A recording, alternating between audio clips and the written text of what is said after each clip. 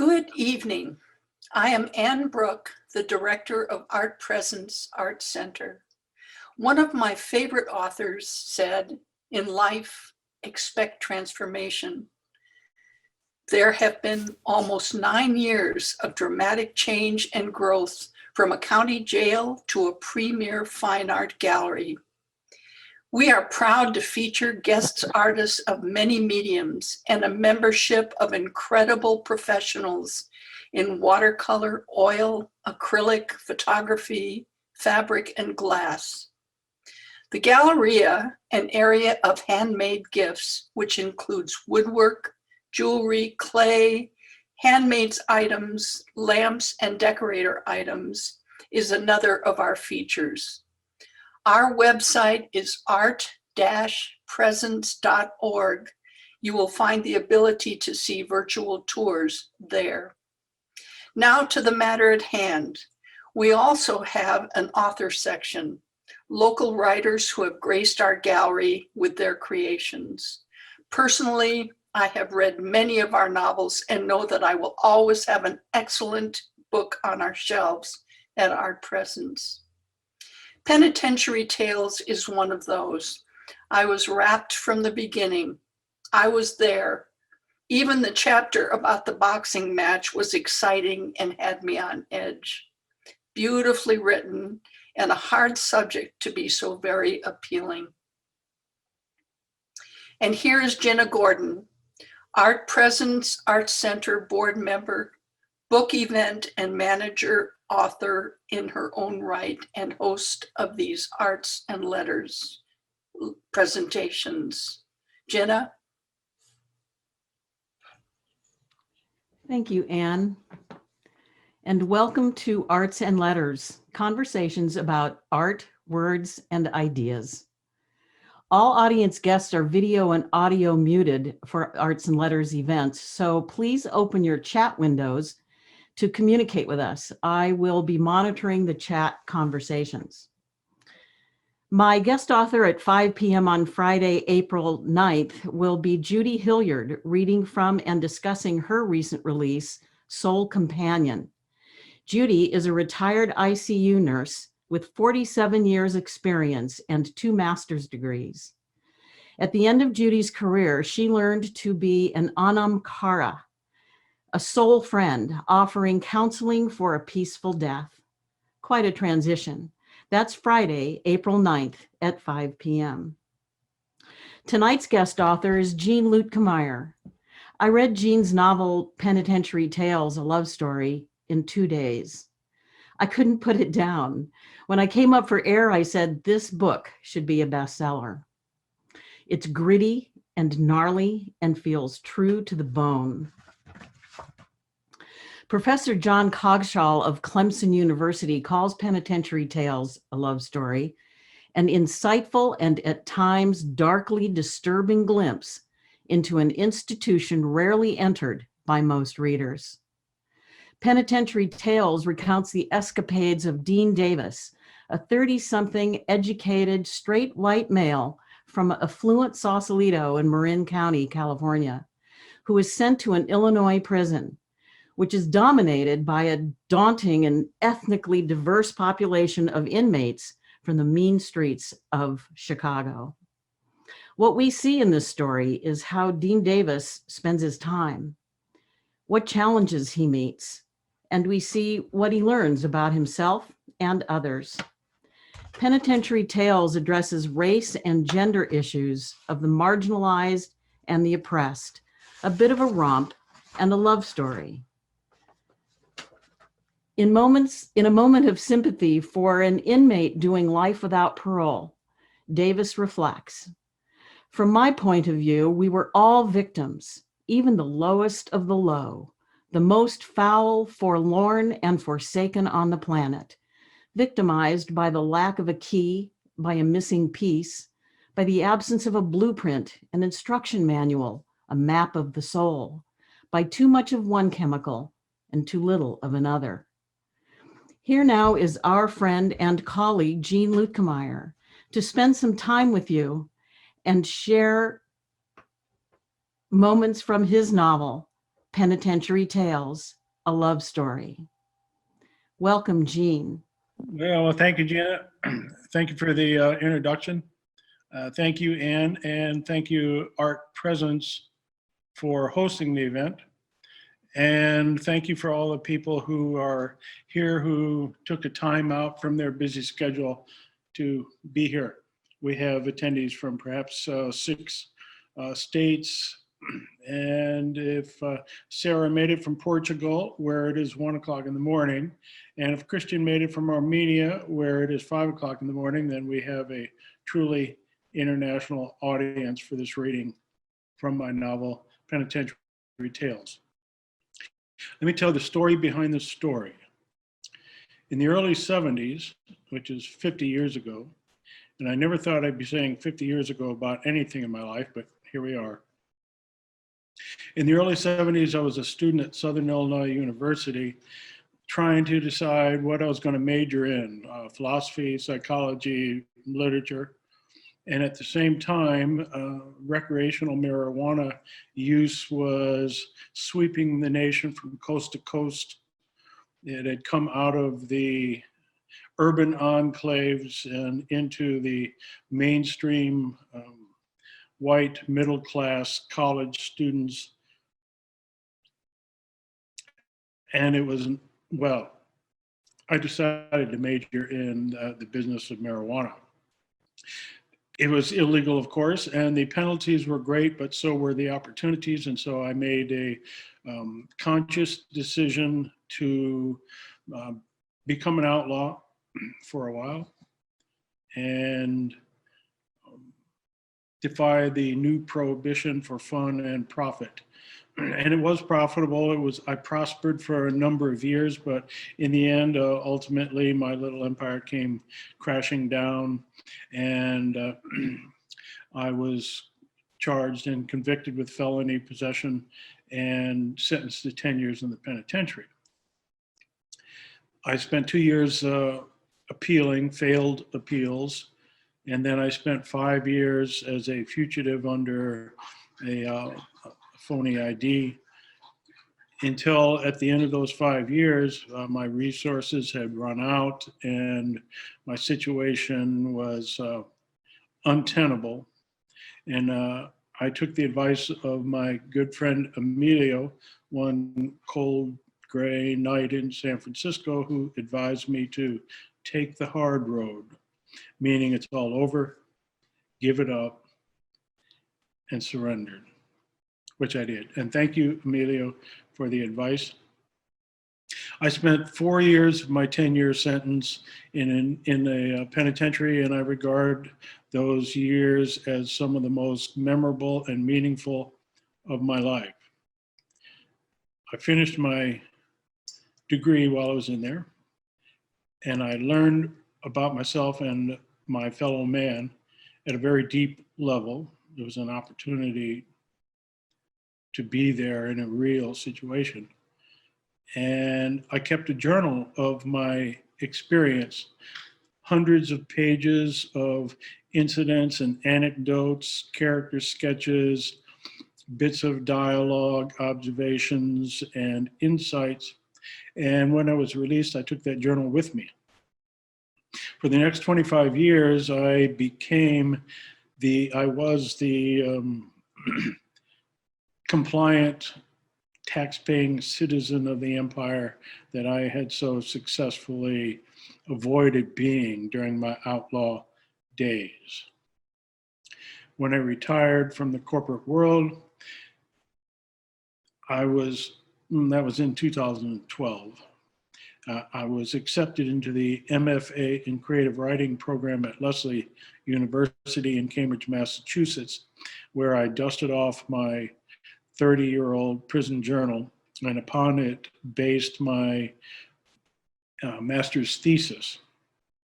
And after graduation, after receiving my degree, I spent the next 5 years transforming that thesis into the novel that I will read for you from tonight, which was published on my 71st birthday in 2019. 35 years after it began.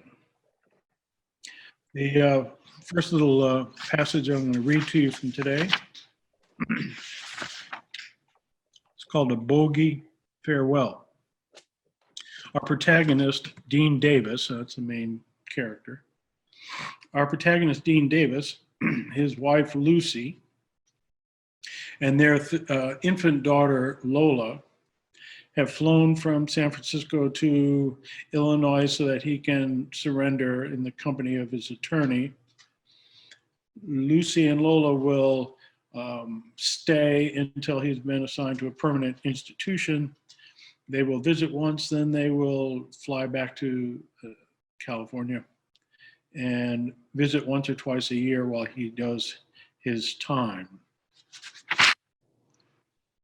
A bogey farewell. We bade our tearful goodbyes in the snow-packed parking lot of my attorney's office in the Mississippi River town of Alton, Illinois. More precisely, she bade a tearful goodbye. Mine was more the cavalier Humphrey Bogart, here's looking at you, kid, variety of farewell. What purpose would be served burdening Lucy with my apprehensions? She'd have hardship enough making a life for herself and the baby without me.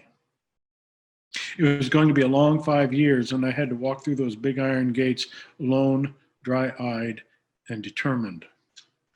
We're doing the right thing, I assured her.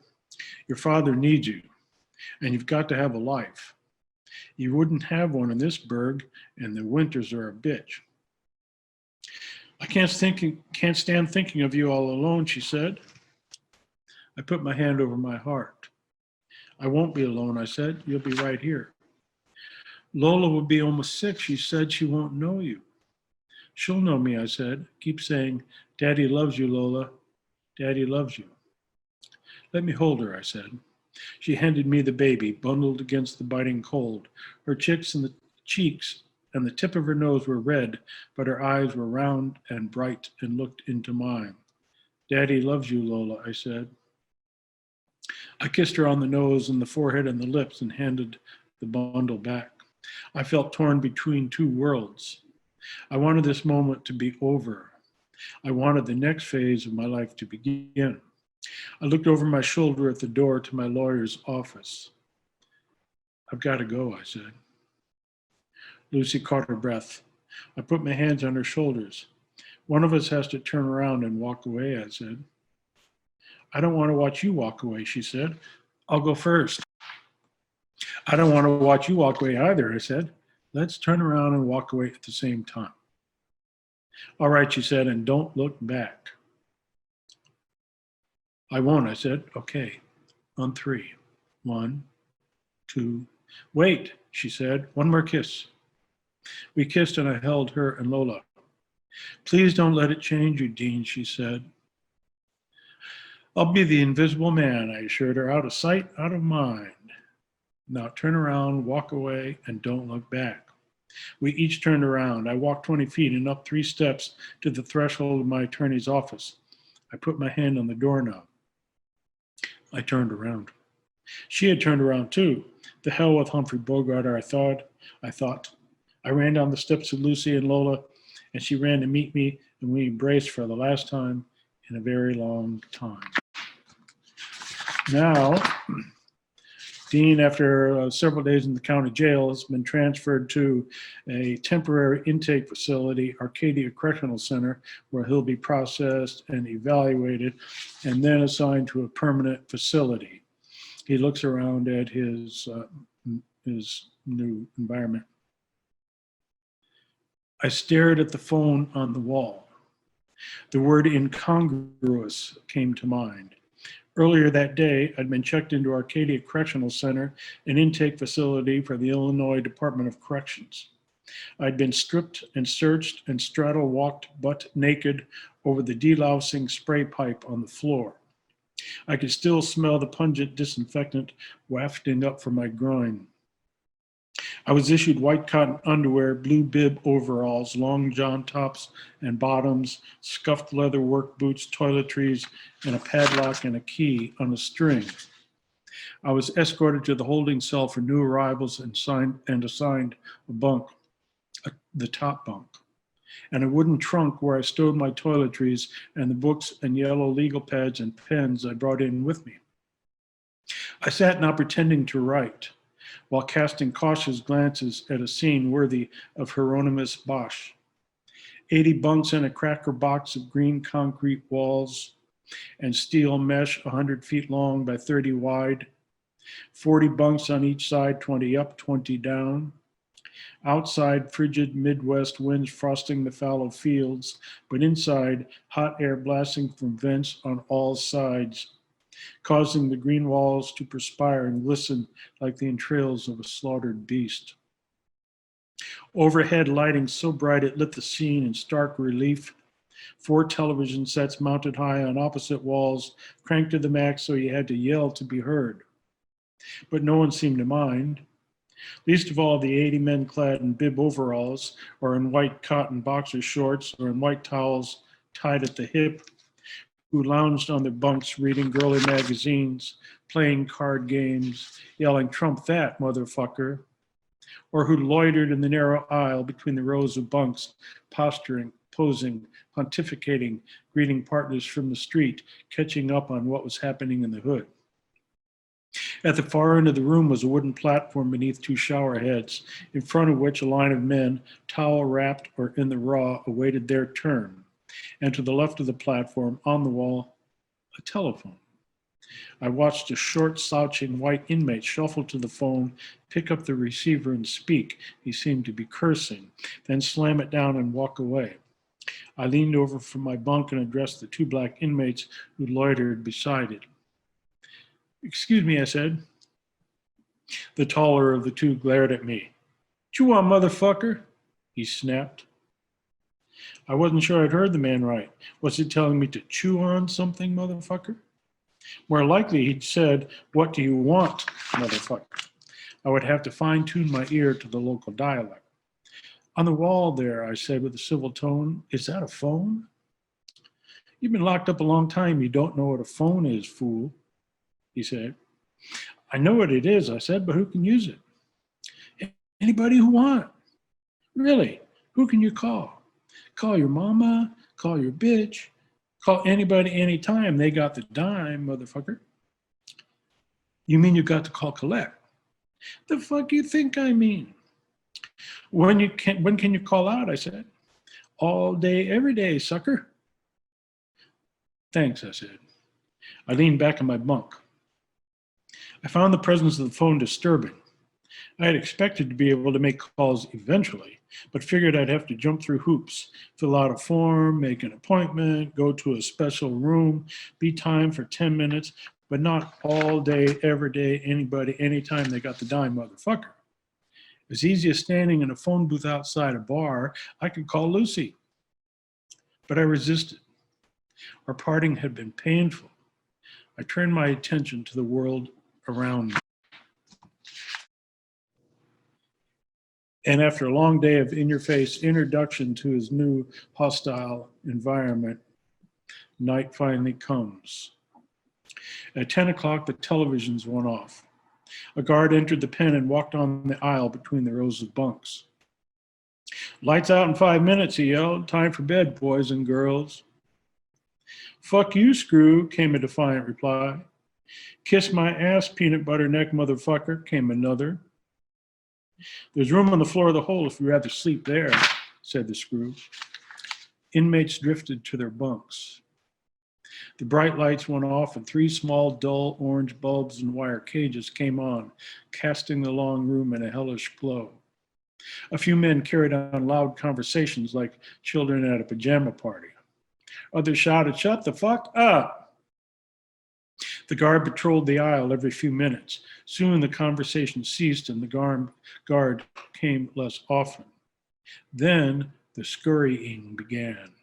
Inmates to the bunks of others, shadows flitting back and forth in the murky orange glow. There came the sound of flesh whacking flesh, of fist on face, of the squeaking of springs, of grunting and moaning, and an insistent voice going, "Come here, you pretty pig." Peace descended. Cigarette tips glowed in the dark, arcing from lip to butt can like silent wayward meteorites. I propped myself on an elbow and looked out the window in the wall behind my bunk. Flakes of snow drifted in the glow of lights on poles, a soundless, dreamlike scene. I laid my head on my pillow and closed my eyes and was drifting like a snowflake myself when the shaking began.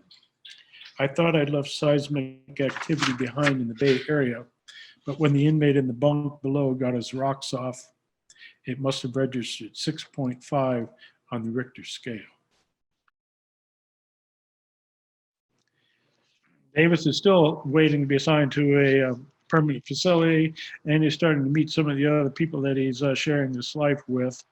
He becomes acquainted with Lamar, and his perception of the world that he is entering begins to change. This is called The Best Laid Plans. And we've all had plans. You know what they say about plans. I opened my locker and removed my bag of books. I looked at each in turn and read its title and remembered when and where I had read it, then tossed it into the center of my bunk.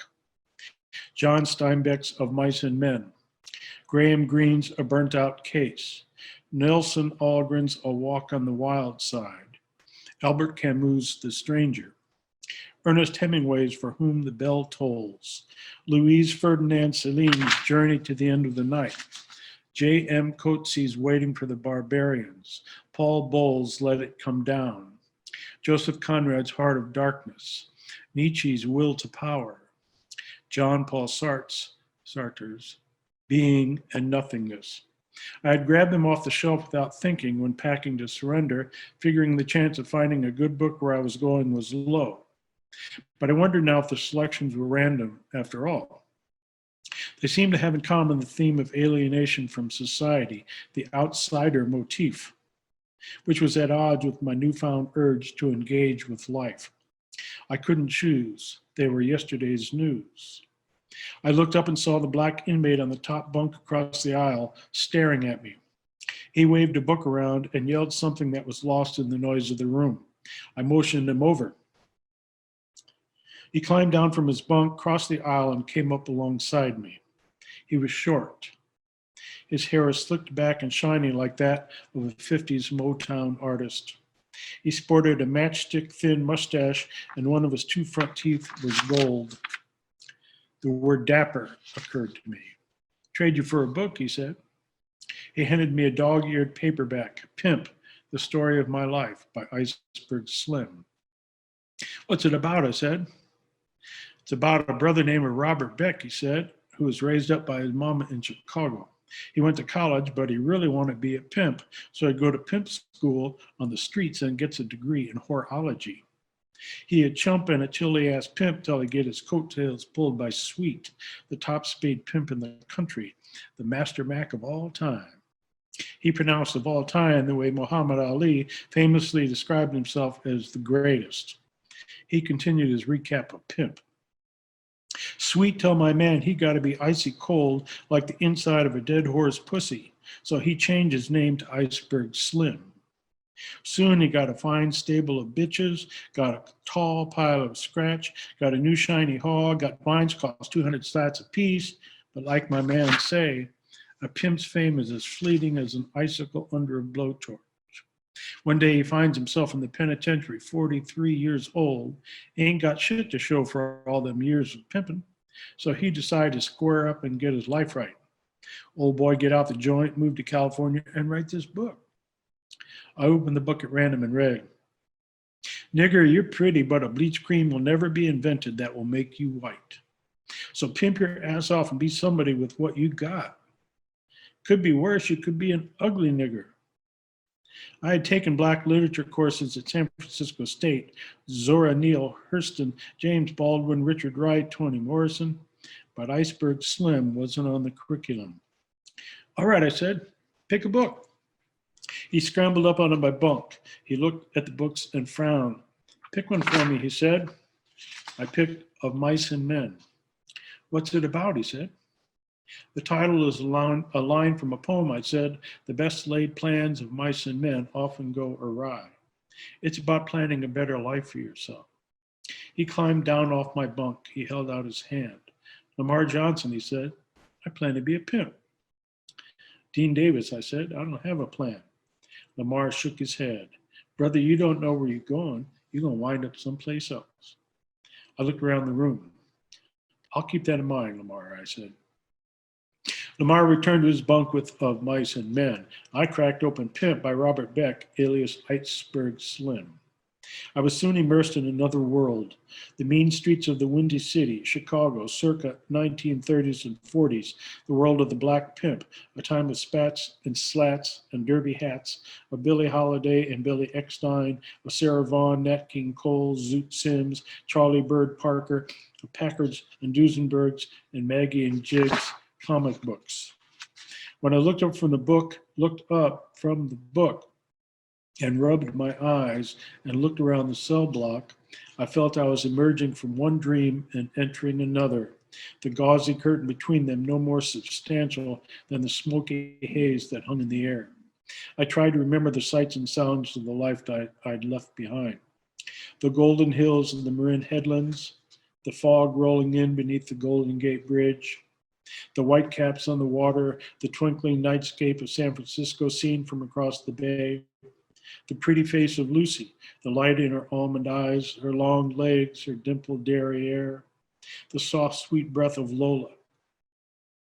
But these too seemed like the smoky tendrils of a dissipating dream. I had the disquieting sense of embarking in a flimsy craft on a foggy sea to a distant foreign shore. I skipped the morning meal. By noon, I'd finished Pimp. I was impressed that when Beck sat down to write his book, he had something to say. That if he had become a writer first and gotten his degree from Tuskegee and read lots of books filled with fine writing of others and foregone the pimping game and never known the streets, he'd have become just another brilliant genius wordsmith with nothing real to write about. I felt fortunate to have read the book here in Arcadia, where the characters who peopled its pages milled around me in the flesh. The next morning, that bitch, that jazzy jive whore. My man Iceberg would have put his foot up her funky ass before he turned her out on the street. Lamar tossed Of Mice and Men onto my bunk. He continued his rant. That sissy bitch Curly, he better never ever go to East St. Louis. They'll turn his pussy ass out in a minute. And that lame ass George, why you gotta pop a cap on the ass of his own road doggy? He should have shot Crooks, that sorry ass, busted back, slop-toting nigger, sleeping in the barn like an animal and kissing the white man's ass. He better never go to East St. Louis too. I smiled. Lamar's point of view is not one to be heard in a modern American literature class. How'd you like Pimp, Davis? He said. I liked it a lot, I said. I liked how Beck did it his way, even if he lost it all in the end. I liked how he squared up after and wrote a good book about it, but I didn't like how he made his money off women who don't feel good about themselves till they've got a foot up their ass. But that's just me. So, Lamar, how come you want to be a pimp if your man Iceberg decided it was a sick life and he squared up? Can't square up off something I ain't did yet, Lamar said. Makes sense, Lamar, I said. I could relate. Like Beck, I'd done it my way. I could hardly discourage Lamar from doing the same. What else you got to read, Davis, he said. You might like this, I said. I handed him For Whom the Bell Tolls by Ernest Hemingway. What's it all about, he said. It's about a named Robert Jordan who sacrificed his life for a bunch of wine-swilling gypsies. Lamar's eyes narrowed. Sound like a chump thing to do, don't it, Davis? Wasn't something you planned on doing, Lamar, I said, but shit happens. Lamar smiled, his gold tooth flashed. He said, ain't that a natural fact? We're going to move on here. Dean Davis has promised Lucy that he would be, he would fly under the radar, he would be the invisible man, out of sight, out of mind. But he soon runs afoul of the administration. He's asked to, he's given a temporary assignment with the permanent slaughterhouse gang to slaughter pigs for the day, which he is willing to do until he finds out just how cruel and sadistic the slaughterhouse gang is, and especially the guard who is in charge of them and how much they enjoy their job. So he declines to participate.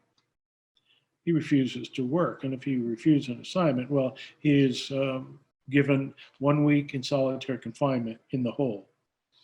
But he looks forward to the solitude and the chance to reflect on the situation, to be alone, solitude, meditate on the meaning of life. Afterwards, he reminisces. As an oasis of peace and tranquility, a refuge from the chaos of the general population, a place to park the soul and meditate on the meaning of life, solitary confinement had been a major disappointment.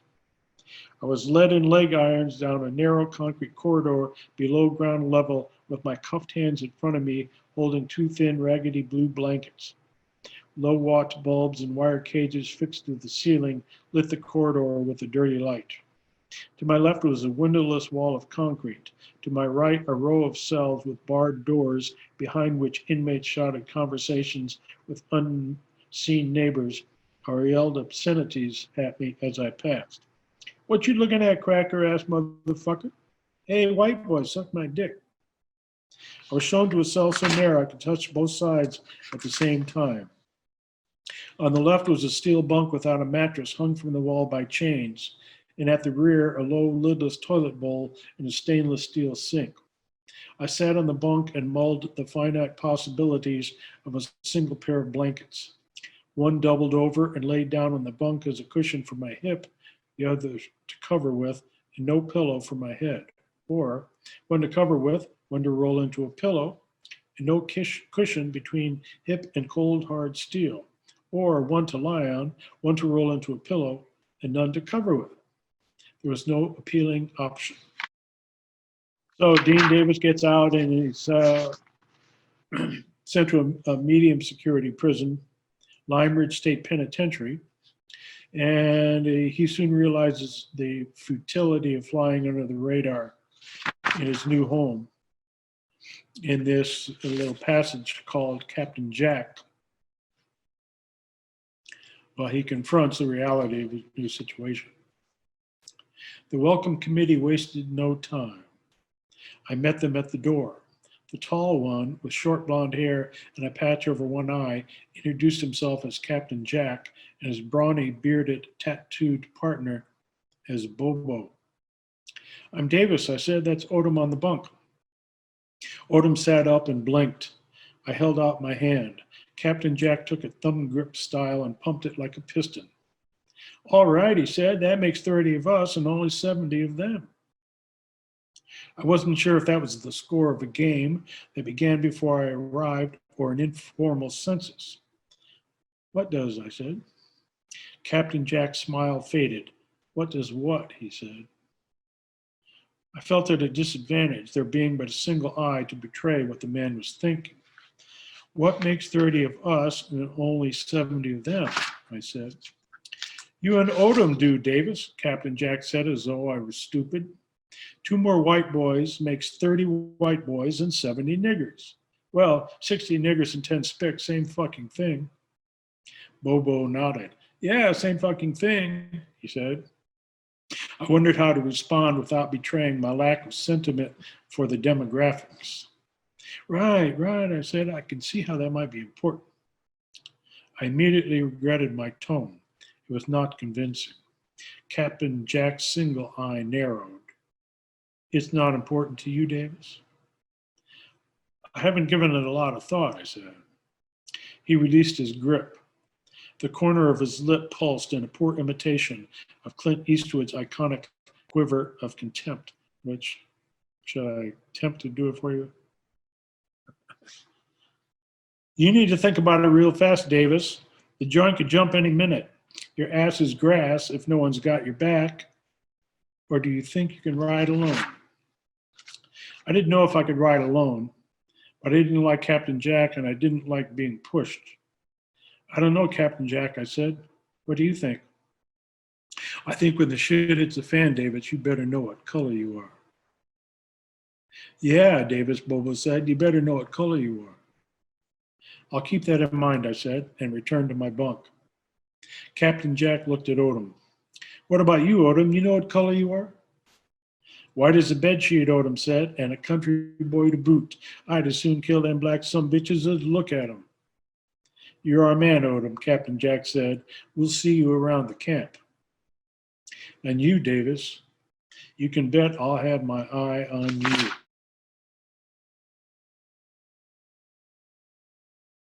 What are we doing here? I've got to decide if I'm going to do one more for you. 5:39. Yes, I am. This will take 6 minutes. I'm going to include this because I want to make it clear that there were some very gnarly, unfriendly individuals to be dealt with, but there were just so many interesting characters who meant you no harm, who had a lot to say, who were aware of the story of their life that they were telling or living. And there was a kind of strange community of people sharing this common, bizarre life. One of the characters who was a friend and neighbor of Dean Davis's was Wilbur. This is called Is It Soup Yet? The ductwork that carried fresh air from cell to cell also served as a conduit for sound, especially after lockup when the block was relatively quiet. Then you could hear the strains of music wafting up from radios and boomboxes still playing, and sometimes a clacking of typewriter keys into the wee hours. Such was the case the night before I first met Wilbur. I thought the faint clacking that echoed each riff of my own on the keyboard was some kind of aberration, a warping of the atmosphere that caused the sound to be absorbed by, then released back into the night air, or a warping of the atmosphere between my ears, caused by the long succession of nights locked up and alone. Either way, when my passage on the keys was brief, it was followed by a brief rejoinder. When my passage was sustained, likewise its echo. This continued for a half hour, then ceased as though the warp in one atmosphere or another had corrected itself. The next evening, soon after I settled myself in and commenced typing, there was a knock at the door. I opened it on an inmate I had seen around but never talked to, a wiry, leprechaun-looking guy with a knobby chin, long nose and ears, and eyes set deep in the shadow of craggy brows. I fancied the man might have been born and raised in a tangle of gnarly tree roots. He smiled a crooked smile and said, "Is it soup yet?" "Is what soup yet?" I said. "What you're cooking up." "I'm not cooking up anything." "You know what I mean." "Afraid I don't," I said. "I write too," he said. "About what?" I said. "Necrophilia, doppelgangers, time and space, the living dead." "Did you hear me talking to you last night?" "No." "Through the ventilation system. Clickety-clack, clickety-clack." "Oh, that was you," I said. "Yes," he said, "I was letting you know that you're not alone." "I like alone," I said, "especially when I am." "We're fellow writers," he said. "We need each other." "I don't know about that," I said. "Let's read each other's stuff. What do you write?" "I keep a journal to pass the time," I said. "Character sketches, bits of dialogue, incidents and anecdotes, a boys on the block kind of thing. There's nothing for you to read." "You should write stories," he said. "Reality is boring. Too many rules. When you're doing hard time like I am, you want to create worlds where anything goes. Right now I'm writing the biography of Mother Goose. She wants it told, but she doesn't write, so I'm interviewing her in my cell. Sometimes in her cell, which is next to mine. I see, I said. Mother Goose is here in Lime Bridge, is she? Yes, he said, we're lucky to have her. She's a rare specimen. I'm doing her childhood first. I call it Bird Interrupted. When she asked me to write her a story, I said, can I borrow a quill? But she didn't get the joke. I'm Wilbur, by the way. I'm Dean, I said. I know, he said. Dean Davis, a.k.a. Double D, busted for dope, doing a dime, a nickel with good time, address of record, San Francisco. You know more about me than I know about you, I said. I work in the captain's office, he said. I pull records. I know who's who and what's what. He looked around me into my cell. Nice typewriter, he said. IBM Selectric, I said, courtesy of my wife. It's a beauty, he said. I use a vintage Remington. It has the soul of an old machine. Would you like to read her bio when I'm done? Whose bio, I said. Of Mother Goose, he said. Are you listening? Sure, I said. I'd like to read it. It's not up to me, Wilbur said. It's up to her. She might not like you. I suppressed a laugh. Well, be sure and let me know, I said. You bet I will, Double D. We'll talk again. He glanced up and down the corridor and walked quickly away. From time to time, Wilbur would bring me a story to read. He'd knock softly, and when the door opened, his eyes would dart left and right like roaches when the lights come on. He'd pull the manuscript out from the front of his shirt and hand it to me and say, you'll like this, then walk away with his hands in his pockets and his head hanging low. His stories were eclectic and bizarre. Tales of animals that gave birth to humans, of humans who gave birth to animals, of mannequins that made it after the department store closed and gave birth to little mannequins, of plants and trees that uprooted themselves in the night and rearranged the forest floor, of a man and a dog who lived alone together and stared into each other's eyes until they traded places, and the man became the dog and sat at the feet of the dog who became the man and sat in the man's chair by the fireplace and smoked his pipe and thought the world was a mysterious place. Of planets that communicated with one another telepathically and told jokes about the planets and other galaxies. Of the oldest boulder in the world, which served as a repository of every thought, word, and deed of every sentient being on Earth from the beginning to the end of time, and of the idiot savant who set out to find it. Of children who went missing for a day and returned with 100 years of knowledge and wisdom, which they had to conceal from grown-ups. His stories were a record of dream states and delirium.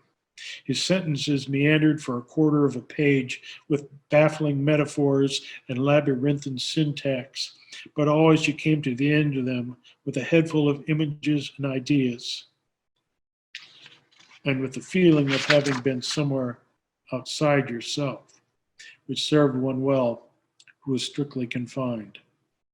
I had been reluctant to read Wilbur's work at first, but soon found myself dropping by his cell, sticking my head in the door and saying, is it soup yet? I'm going to read about a 1-minute passage and wrap this up. And I'm going to read this because it's important to know that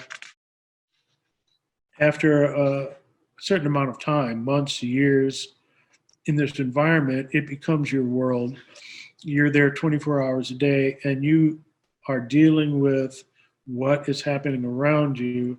It becomes your reality, and the world you left behind has been left behind, and you think far less about that world, even though you're going to be going back to it. You think less about that world than you do about what you're experiencing every day. And so this short passage demonstrates that. Dean has received a visit, one of his annual or semi-annual visits from Lucy, and he has described his life and what he does, and he's enthusiastic about talking about, Wilbur or his relationship with other inmates.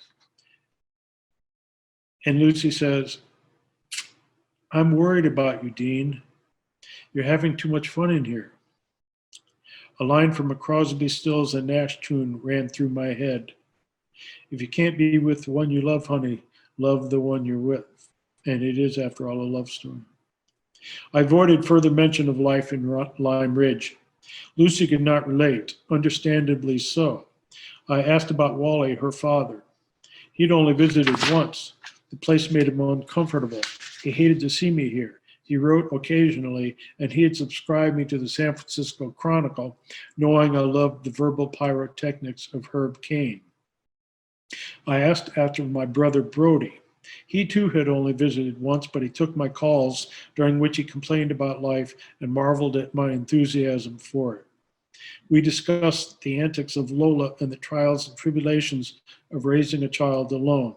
And when we had exhausted what few subjects were common to our disparate lives, the conversation stalled, and my thoughts wandered to life inside these walls. I wondered what they'd be serving in the chow hall for supper tonight. I hoped not what was laughably called Swiss steak. You could run a pencil through the arteries that were found inside a slab of it. I wondered if I'd go to the gym or the yard afterward. Likely the yard. I'd come to love these sultry Midwest summer evenings, the chirp of the crickets, the blink of the fireflies, the heat lightning sliding silent as prayer across a darkening sky. I wondered how I would render this visit in my journal tonight, when alone in the sanctuary of my cell, and which would seem more real to me in the future, the visit or my written account of it. And that is the dilemma of a writer in prison. Thank you for listening. Penitentiary Tales is available at all the usual online places, but we do encourage you to patronize your local bookstore. In the case of Jacksonville, that would be Rebel Heart Books, where you can get signed copies of Penitentiary Tales, or at Art Presence in Jacksonville also. And now I do welcome your questions, and there are no questions that are inappropriate or insensitive. Whatever's on your mind, whatever you'd like to know, I'd be happy to discuss. And thank you for stopping by. Thank you, Gene. The first thing I'd like to say is that you can also get the book at Art Presence, and we welcome you there on 5th Street. This is the cover of Gene's book, and I want you to know that he did all the illustrations and the cover, and if you can see this, this is the view of Gene's cell that he painstakingly drew while sitting on the floor, as I remember, looking into your cell. It's a beautiful book. I am happy to say that David and I were very involved in the publication of this book with Gene through Lucky Valley. And as I said, I couldn't put it down. We do have time for a couple of questions. Gene, one of the main questions I have is, was there such a thing as white privilege inside? Well, a couple of things come to mind. I remember one day I was in the cell of a fellow inmate, African-American inmate, and there were several of his pals were in there. And well, I don't know what the conversation was, but he said, we're all niggers in this place. So there was a kind of leveling effect. Everybody was the lowest of the low. But that said, the majority of the staff and the guards were white. And they were, a lot of them, local country boys. This was Southern Illinois, where the coal industry had fallen apart and jobs were scarce. And to get a job at the penitentiary, where you on the state's salary, was a very good thing. And so the guards did tend to favor and develop a rapport with white inmates, especially the more countrified inmates. I mean, if you're from Chicago and you might be white, but you might be Italian, and you might be very urban, and you don't have a whole lot of respect um, uh,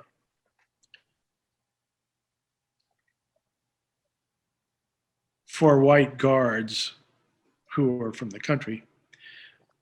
But generally, yeah, there was some advantage to being white. I didn't really share that advantage though, because I just didn't fit the mold of someone that the white guards could benefit from. But it's just like, racism in America.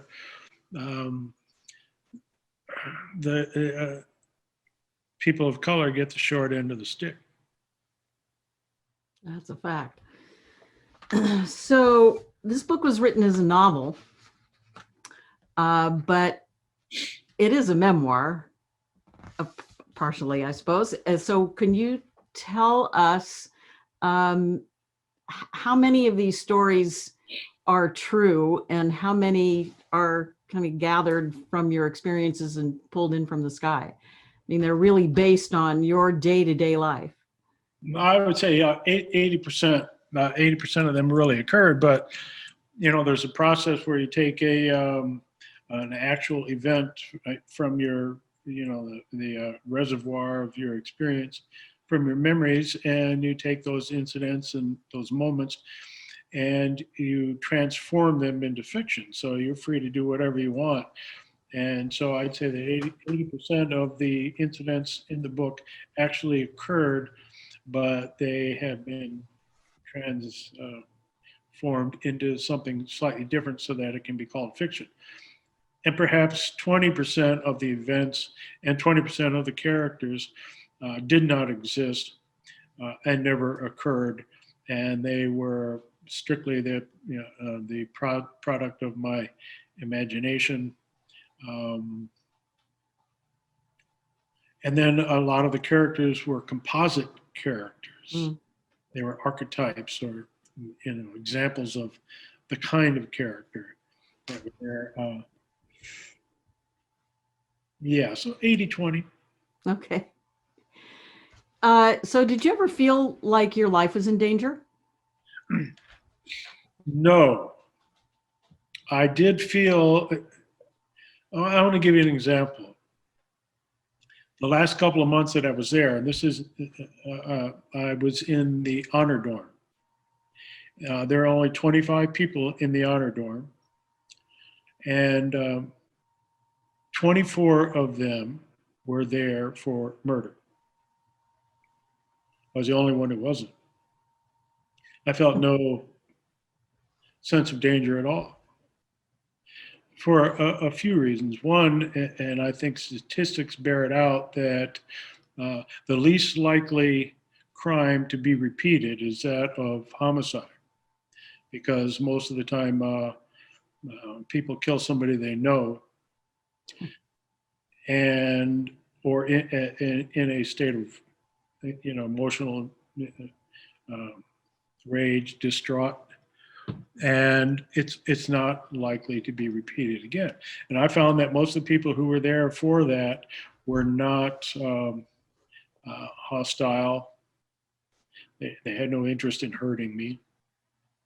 But there were some people who could care less about me, and they would hurt me or another inmate in a minute.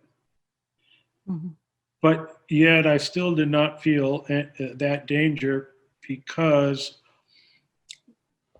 of an approach that I had, which was, and I point this out in the book on numerous occasions, that giving respect and recognition to your fellow man is what they crave. And you start out with a lousy childhood, and you're totally during those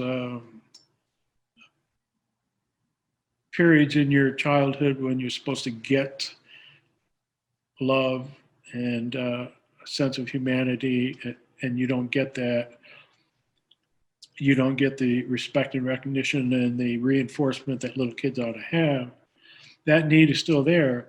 And so giving that to a person goes a long way towards establishing a relationship with them, whereby they have no reason at all to harm you. Mm. And so that approach served me well, and I never felt that anybody wanted to hurt me. There's one character, and I didn't do any reading behind this, any excerpts that involve this character. His name is Botha, B-O-T-H-A. He's a composite character. He represented the kind of unbridled and unmitigated hostility towards the world, towards authority, and especially towards white people, and he singled me out. And I had to deal with that. And so what we had was, in the book, 5 years of an adversarial relationship whereby he resented me to the extreme because I was able to enjoy life and have the kind of white privilege that made him hate. And so he singled me out and targeted his hostility towards me. And so there's this theme that runs through the narrative, this thread runs through the narrative of this adversarial relationship. And it's very interesting, I think, that how it worked out. And I do invite anyone who hasn't read it to read it and to keep that in mind, that this is a important theme of the book. So two things. One, how you treat other people is what you're going to, what you're going to get back. No, that's it. So no, I never felt my life was in danger. Okay, thank you. I have, it's 6 o'clock. Our time is running out, but I do have one more question. And that is, what was the most difficult or perhaps the most painful thing to write about?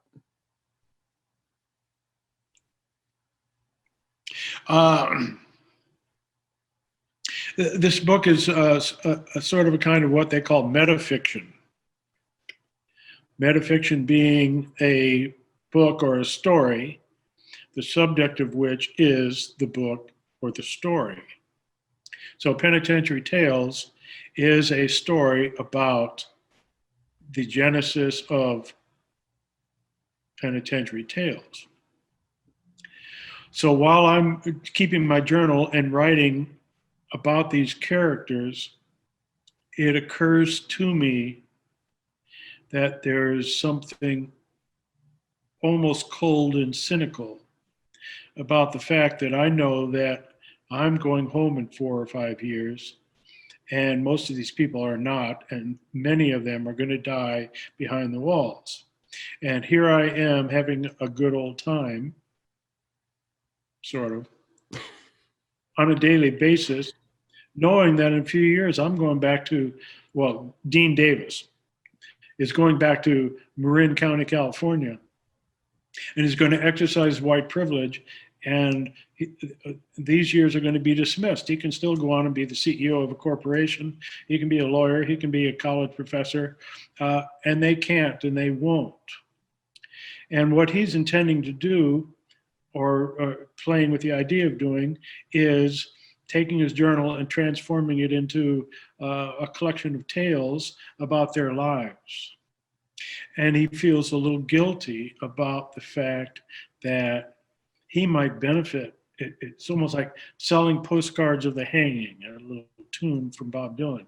He's going to go out and maybe benefit by taking these stories and making them available to privileged readers for their enjoyment, their reading pleasure. Mm-hmm. And they can read about it, and then they can put the book down and then go about their business do their stock market and their 401ks, go eat at nice restaurants in Sausalito or Tiburon. When these guys, year by year, one or more of them are dying.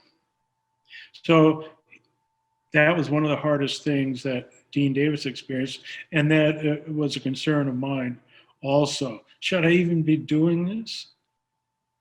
Should I be writing this journal and then go out and get an MFA, write a book, have this moment that we're having now?